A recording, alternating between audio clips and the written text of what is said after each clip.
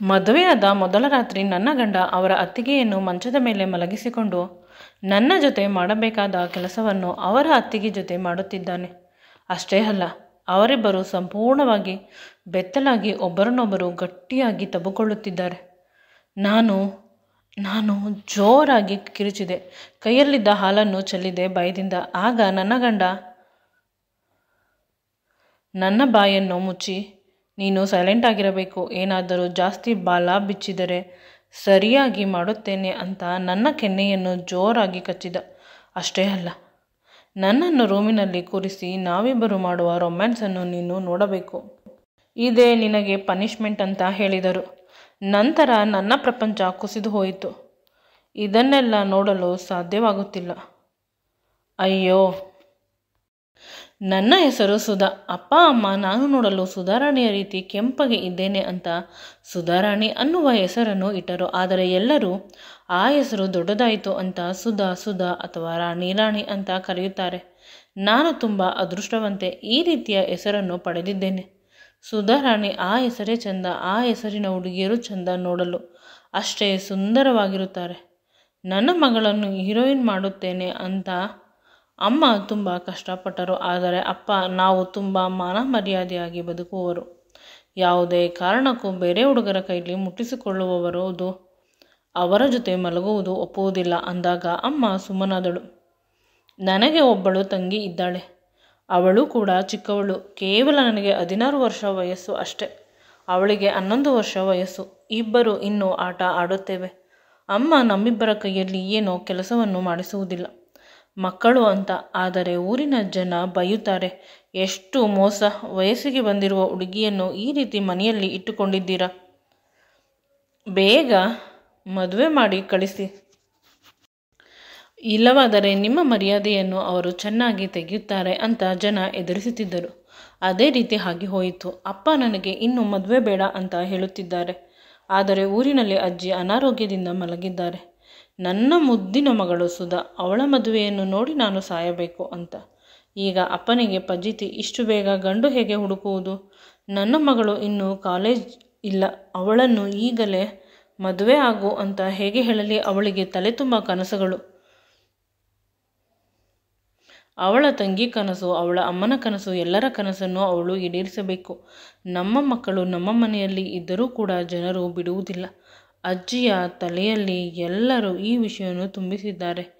ಈಗ ಮದುವೆ ಮಾಡಲೇಬೇಕು, ಇಲ್ಲವಾದರೆ ಅಮ್ಮ ಸತ್ತ ಮೇಲೆ ಅಪ್ಪ ಆಸ್ತಿಯನ್ನು ಕೊಡುವುದಿಲ್ಲ. ನಿಮ್ಮ ಅಮ್ಮನ ಕೊನೆ ಆಸೆಯನ್ನು ಈಡೇರಿಸಿಲ್ಲ, ಎಲ್ಲ ನಿನ್ನ ತಮ್ಮನಿಗೆ ಕೊಡುತ್ತೇನೆ ಅಂತ ಹೇಳಿದರೂ ಕೂಡ ಆಶ್ಚರ್ಯವಿಲ್ಲ. ಇದಕ್ಕೆ ಭಯದಿಂದ ನನ್ನ ಅಪ್ಪ ನನ್ನ ಮದುವೆಯನ್ನು ಬೇಗ ಮಾಡಲು ಹುಡುಗನನ್ನು ಹುಡುಕುತ್ತಿದ್ದಾರೆ. ವಯಸ್ಸಿನಲ್ಲಿ ನನಗಿಂತ ದೊಡ್ಡವರು ಇರುವ ಹುಡುಗನ ಜೊತೆ ಅಪ್ಪ ಮದುವೆ ಮಾಡಲು ರೆಡಿ ಮಾಡಿದರು. ಅವರು ಶ್ರೀಮಂತರು, ಮದುವೆ ಖರ್ಚನ್ನು ಅವರೇ ಹಾಕಿಕೊಳ್ಳುತ್ತಾರೆ. ನನ್ನ ಕೈಯಲ್ಲಿ ಸಾಧ್ಯವಿಲ್ಲ ನಿನ್ನ ಮದುವೆಯನ್ನು ಮಾಡಲು ಅಂತ ಅಪ್ಪ ಹುಡುಗನ ಕಡೆಯವರಿಗೆ ಮದುವೆಯನ್ನು ಒಪ್ಪಿಸಿದರು. ನನಗೆ ಆಗಲಿ, ಮನೆಯಲ್ಲಿ ಯಾರಿಗಾದರೂ ಆಗಲಿ, ಊರಿನಲ್ಲೂ ಕೂಡ ಯಾರಿಗೂ ಇಷ್ಟವಿಲ್ಲ. ಗಿಣಿಯ ಥರ ಇರುವ ಮಗುವನ್ನು ತೆಗೆದುಕೊಂಡು ಹೋಗಿ ಆ ಮುದುಕನಿಗೆ ಕೊಡುತ್ತಿದ್ದಾನೆ. ದುಡ್ಡಿನ ಆಸೆಗಾಗಿ ಪುಟ್ಟ ಮಗುವನ್ನು ಆ ವಯಸ್ಸಾದ ಮನುಷ್ಯನಿಗೆ ಕೊಟ್ಟು ಮದುವೆ ಮಾಡುತ್ತಿದ್ದಾರೆ.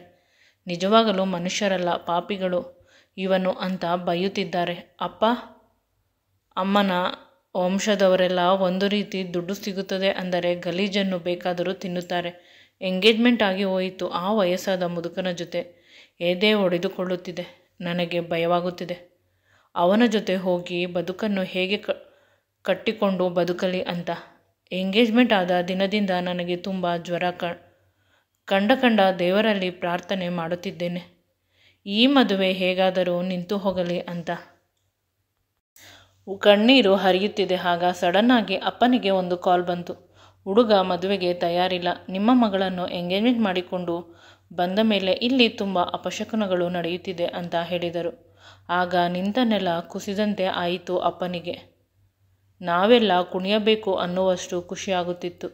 ಅಪ್ಪ ಅವರ ಮನೆಗೆ ಹೋಗಿ ಮಾತನಾಡಿಕೊಂಡು ಬಂದರೂ ಕೂಡ ಆ ಮನುಷ್ಯನಿಗೆ ಹೊಂದಾಣಿಕೆ ಆಗುವಷ್ಟು ವಯಸ್ಸಿನ ಹುಡುಗಿ ಸಿಕ್ಕಿದ್ದಾಳೆ. ಅದಕ್ಕೆ ಅವಳ ಜೊತೆ ಮದುವೆ ಆಗಬೇಕು. ಮದುವೆ ಆಗುವುದಿಲ್ಲ ಅಂತ ಹೇಳಿದರೆ ನೀವು ತರಾಟೆಗೆ ತೆಗೆದುಕೊಳ್ಳುತ್ತೀರಾ?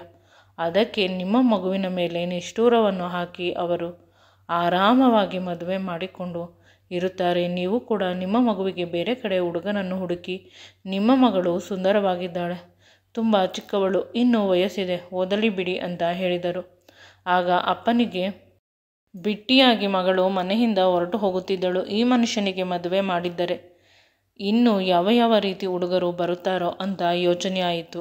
ಆದರೆ ಅಷ್ಟರಲ್ಲಿ ನಮ್ಮ ಊರಿನ ಪಟೇಲರು ಬಂದು, ನಿನ್ನಿಂದ ಒಂದು ಸಹಾಯ ಆಗಬೇಕು, ನೀನು ಇಲ್ಲ ಅಂತ ಹೇಳಬಾರದು ಅಂತ ಅಪ್ಪನ ಕೈಯನ್ನು ಹಿಡಿದುಕೊಂಡು ಮಧ್ಯರಾತ್ರಿ ಬಂದು ನಮ್ಮ ಮನೆಯಲ್ಲಿ ಅಂಗಲಾಚಿ ಕೇಳುತ್ತಿದ್ದಾರೆ. ನಮಗೆಲ್ಲ ಆಶ್ಚರ್ಯ, ಏನು ಕೇಳಬಹುದು ಅಂತ. ಅವರು ನನ್ನನ್ನು ಕೇಳುತ್ತಿದ್ದಾರೆ, ನೀನು ನಿನ್ನ ಮಗಳನ್ನು ನನ್ನ ಮಗನಿಗೆ ಮದುವೆ ಮಾಡಿಕೊಡು ಅಂತ.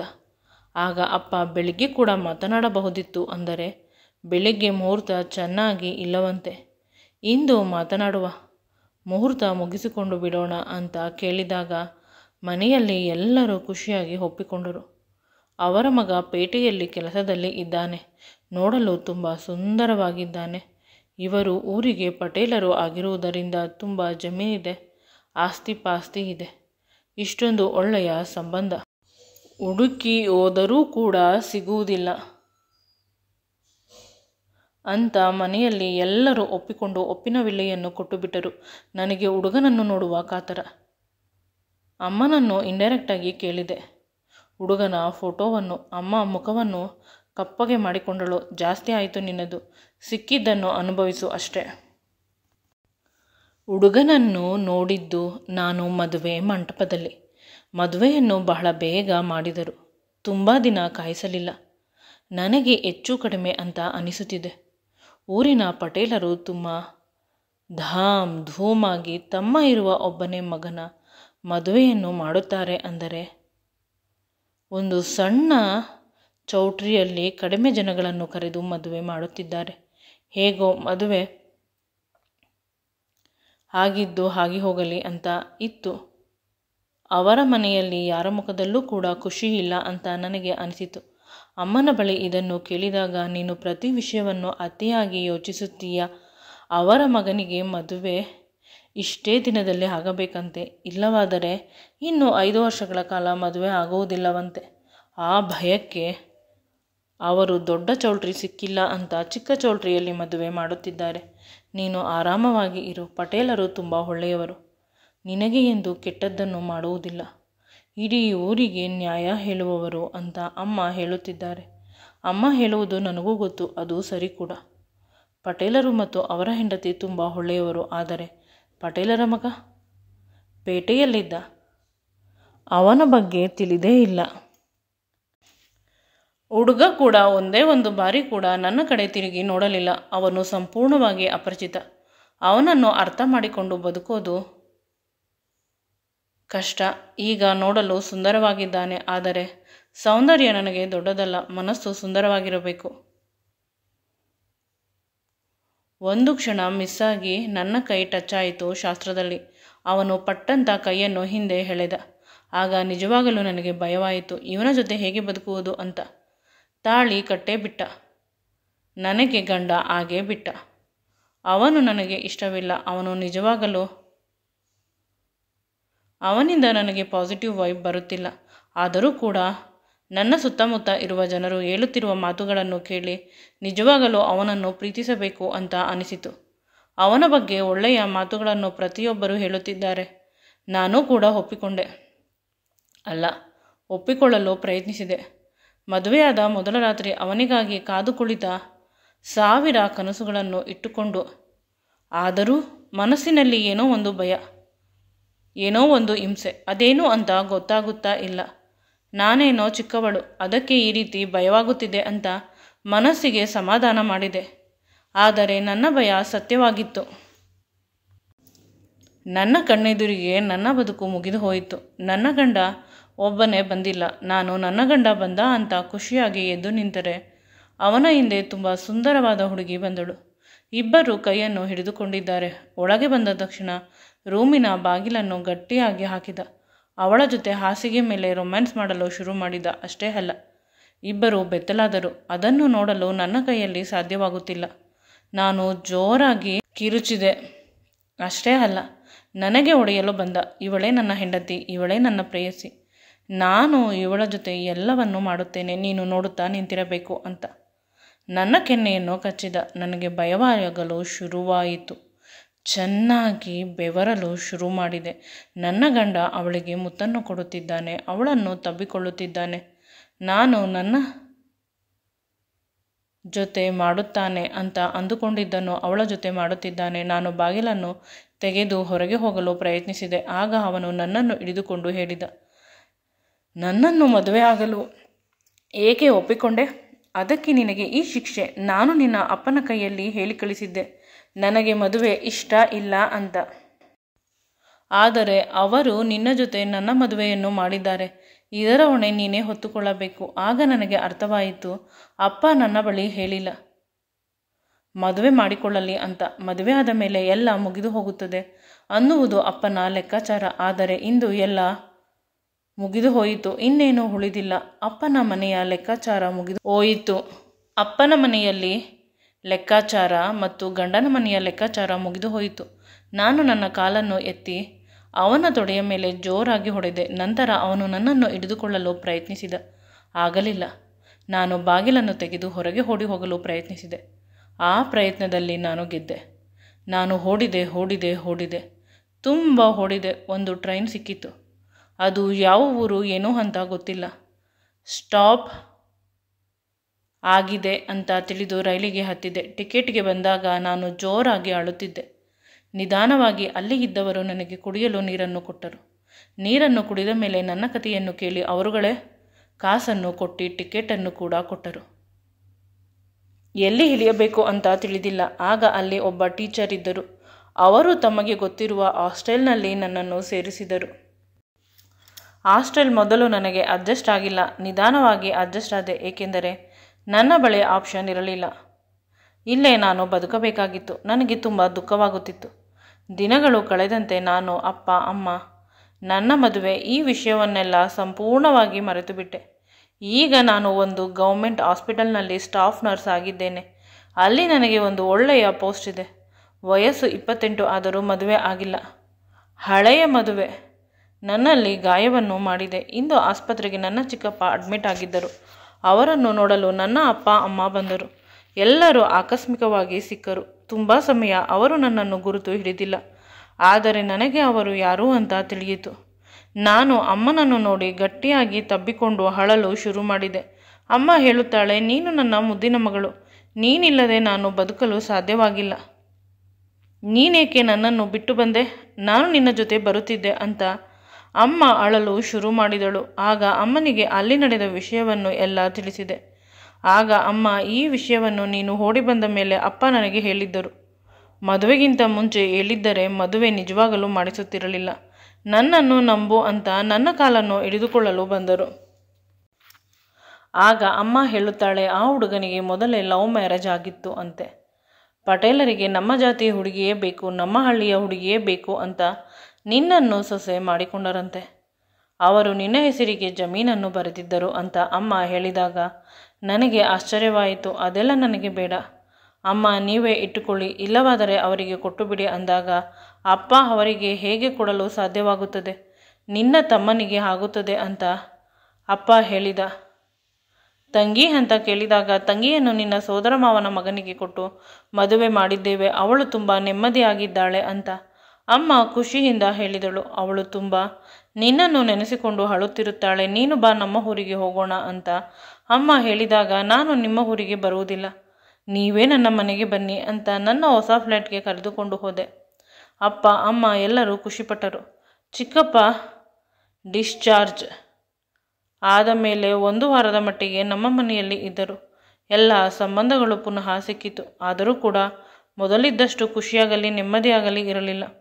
ಅಷ್ಟರಲ್ಲಿ ಅಮ್ಮ ಬಂದು ನಿನ್ನ ಜೊತೆ ಏನೋ ಮಾತನಾಡಬೇಕು ಅಂತ ಕರೆದುಕೊಂಡು ಹೋದಳು. ನಾನು ಆಸ್ಪತ್ರೆಗೆ ಹೋಗಬೇಕು, ಸಾಯಂಕಾಲ ಮಾತನಾಡುತ್ತೇನೆ ಅಂದರೂ ಬಿಟ್ಟಿಲ್ಲ. ಇವನು ನೋಡು, ನಮ್ಮ ಊರಿನ ಹುಡುಗ ಇಲ್ಲೇ ತರಕಾರಿ ತರಲು ಹೋಗಿದ್ದಾಗ ಸಿಕ್ಕಿದ್ದ ಪಕ್ಕದ ಸಬ್ ರಿಜಿಸ್ಟರ್ ಆಫೀಸ್ನಲ್ಲಿ ಕ್ಲರ್ಕ್ ಆಗಿದ್ದಾನಂತೆ. ಒಳ್ಳೆಯ ಸಂಬಳ ಬರುತ್ತದೆ. ಮನೆ ಜವಾಬ್ದಾರಿಗಾಗಿ ಅವನು ತುಂಬ ವರ್ಷ ಮದುವೆ ಆಗಿರಲಿಲ್ಲ. ಈಗ ನಿಮ್ಮಿಬ್ಬರಿಗೂ ಮದುವೆ ಮಾಡಲು ಆಸೆ ಪಟ್ಟಿದ್ದೇವೆ ಅಂದಾಗ ನನಗೆ ಸ್ವಲ್ಪ ಕಸಿವಿಸಿ ಆಯಿತು. ಹುಡುಗನ ಜೊತೆ ನಾನು ಸ್ವಲ್ಪ ಮಾತನಾಡಬೇಕು ಅಂತ ಹಳೆ ವಿಷಯವನ್ನು ಸಿಂಪಲ್ ಆಗಿ ಹೇಳಿದೆ. ಹುಡುಗ ನನಗೆ ಇದೆಲ್ಲ ಗೊತ್ತು, ಊರಿಗೆ ಗೊತ್ತು. ಪ್ರತಿಯೊಬ್ಬರಿಗೂ ನಿಮ್ಮ ಮೇಲೆ ಸಿಂಪತಿ ಇದೆ ಹೊರತು ನಿಮ್ಮ ಮೇಲೆ ಯಾರಿಗೂ ಕೂಡ ಕೆಟ್ಟ ಭಾವನೆ ಇಲ್ಲ ಅಂತ ಹೇಳಿದಾಗ ನನಗೆ ಸ್ವಲ್ಪ ನಿರಾಳವಾಯಿತು. ನಂತರ ನಾನು ಅವನನ್ನು ಕೇಳಿದೆ, 1-2 ತಿಂಗಳು ಇಬ್ಬರು ಒಟ್ಟಿಗೆ ಓಡಾಡೋಣ. ನಿಮಗೆ ನಾನು ಇಷ್ಟವಾದರೆ, ನನಗೆ ನೀವು ಇಷ್ಟವಾದರೆ ಮದುವೆ ಅನ್ನುವ ಪವಿತ್ರವಾದ ಬಂಧನದಲ್ಲಿ ಬಂದಿ ಆಗೋಣ ಅಂತ ಅವಳು ಹೇಳಿದಾಗ ಅವನು ಕೂಡ ಅದೇ ರೀತಿ ಹೇಳಿದ. ನನಗೂ ಕೂಡ ಸ್ವಲ್ಪ ವಯಸ್ಸಾಗಿದೆ. ಈಗ ಮದುವೆಯಾಗಿ ಪುನಃ ಆ ಮದುವೆಯಿಂದ ತೊಂದರೆಯಾದರೆ ಅನುಭವಿಸುವುದು ಕಷ್ಟ. ಅದಕ್ಕೆ ಏನಾದರೂ ವಿಷಯವಿದ್ದರೆ ಈಗಲೇ ಹೇಳಿಬಿಡಿ ಅಂತ ಹೇಳಿದಾಗ ನಾನು ಕಣ್ಣುಗಳಲ್ಲಿ ಅವನಿಗೆ ಓಕೆ ಹೇಳಿದೆ. ಇಬ್ಬರು ಸ್ವಲ್ಪ ದಿನಗಳ ಕಾಲ ಓಡಾಡಿಕೊಂಡು ಇದ್ದೆವು. ನಂತರ ಇಬ್ಬರ ಸ್ವಭಾವ ಒಂದೇ ರೀತಿ ಇತ್ತು. ಇಬ್ಬರ ಆಸೆ ಆಕಾಂಕ್ಷೆ ಅಭಿರುಚಿಗಳು ಒಂದೇ ರೀತಿ ಇದ್ದಿದ್ದರಿಂದ ಇಬ್ಬರು ಮದುವೆ ಆದೆವು. ನಾನು ಹೆಚ್ಚು ಕಡಿಮೆ ಚಿಕ್ಕಂದಿನಿಂದ ತುಂಬ ಕಷ್ಟಪಟ್ಟಿದ್ದೇನೆ. ಅದಕ್ಕಾಗಿ ಭಗವಂತ ಇಂದು ನನಗೆ ಸುಂದರವಾದ ಬದುಕನ್ನು ಕೊಟ್ಟಿದ್ದಾನೆ. ನನ್ನ ಗಂಡ ತುಂಬ ಒಳ್ಳೆಯವನು. ಅವನು ನನ್ನ ರೀತಿ ಕಷ್ಟವನ್ನು ಪಟ್ಟಿ ತಣ್ಣಗೆ ಆಗಿ ಹೋಗಿದ್ದಾನೆ. ನಾವಿಬ್ಬರು ಪರಸ್ಪರ ಒಬ್ಬರಿಗೆ ಒಬ್ಬರು ಸೇರಿದ ಮೇಲೆ ಅನಿಸಿತು, ಅಷ್ಟು ಕಷ್ಟಕೊಟ್ಟು ದೇವರು ಇಷ್ಟು ಸುಂದರವಾದ ಬದುಕನ್ನು ನೀಡಲು ನಮ್ಮನ್ನು ಹದವಾಗಿ ಮಾಡಿದ್ದಾನೆ. ದೇವರಿಗೆ ನಾನು ಎಷ್ಟು ಕೃತಜ್ಞತೆ ಅರ್ಪಿಸಿದರೂ ಕಡಿಮೆ. ನನ್ನ ಅಪ್ಪನನ್ನು ಬದಲಿಸಲು ಸಾಧ್ಯವಾಗಿಲ್ಲ. ಅವರು ಅದೇ ರೀತಿ ಇದ್ದಾರೆ. ಅಮ್ಮ ಮಾತ್ರ ಯಾವಾಗಲೂ ನಮ್ಮ ಮನೆಯಲ್ಲೇ ಇರುತ್ತಾಳೆ. ನಾವಿಬ್ಬರು ಕೆಲಸಕ್ಕೆ ಹೋದರೆ ನಮಗೆ ಅಡುಗೆಯನ್ನು ಮಾಡಿಕೊಡುತ್ತಾಳೆ. ಅಪ್ಪ ಇಲ್ಲೂ ಇರುತ್ತಾರೆ, ಅಲ್ಲೂ ಇರುತ್ತಾರೆ. ಅವರ ಮಗ ಸೊಸೆ ಮೊಮ್ಮಕ್ಕಳನ್ನು ಅವರು ಬಿಟ್ಟು ಬರುವುದಿಲ್ಲ. ಮೊನ್ನೆ ನೆನಪಾದಾಗ ನನ್ನನ್ನು ಮದುವೆಯಾಗಿದ್ದ ಪಟೇಲರ ಮಗನ ಬಗ್ಗೆ ಕೇಳಿದಾಗ ಅಮ್ಮ ಹೇಳಿದರು, ನೀನು ಬಂದ 6 ತಿಂಗಳಿಗೆ ಅವನು ಆಕ್ಸಿಡೆಂಟ್ನಲ್ಲಿ ಸತ್ತು ಹೋದ. ಆ ಹುಡುಗಿ 3 ತಿಂಗಳ ಗರ್ಭಿಣಿ ಆಗಿದ್ದಳಂತೆ. ಪಟೇಲರು ಆ ಮಗುವನ್ನು ತೆಗೆದುಕೊಂಡು ಅವಳನ್ನು ನೀನು ಇನ್ನೊಂದು ಮದುವೆಯಾಗು, ಈ ಮಗು ನಮ್ಮ ವಂಶಕ್ಕೆ ಬೇಕು ಅಂತ ಹೇಳಿದರು. ಅದೇ ರೀತಿ ಅವಳು ಮಗುವನ್ನು ಕೊಟ್ಟು ಆಸ್ತಿಯನ್ನು ತೆಗೆದುಕೊಂಡು ಹೋದಳು. ಆಗ ಅಂದುಕೊಂಡೆ, ನನಗೆ ನೋವನ್ನು ಕೊಟ್ಟಿದ್ದಕ್ಕೆ ಆ ದೇವರು ಆ ರೀತಿ ಮಾಡಿದ್ದಾರೆ. ಕೆಟ್ಟದ್ದವರಿಗೆ ಕೆಟ್ಟದ್ದಾಗುತ್ತದೆ, ಒಳ್ಳೆಯವರಿಗೆ ಒಳ್ಳೆಯದಾಗುತ್ತದೆ. ಕಾದು ನೋಡಬೇಕು ಅಷ್ಟೆ. ಈ ವಿಡಿಯೋ ನಿಮಗೆ ಇಷ್ಟವಾಗಿದ್ದಲ್ಲಿ ದಯವಿಟ್ಟು ಈ ಚಾನಲನ್ನು ಲೈಕ್ ಮಾಡಿ, ಶೇರ್ ಮಾಡಿ ಮತ್ತು ಸಬ್ಸ್ಕ್ರೈಬ್ ಮಾಡಿ. Thanks for watching and keep supporting me always.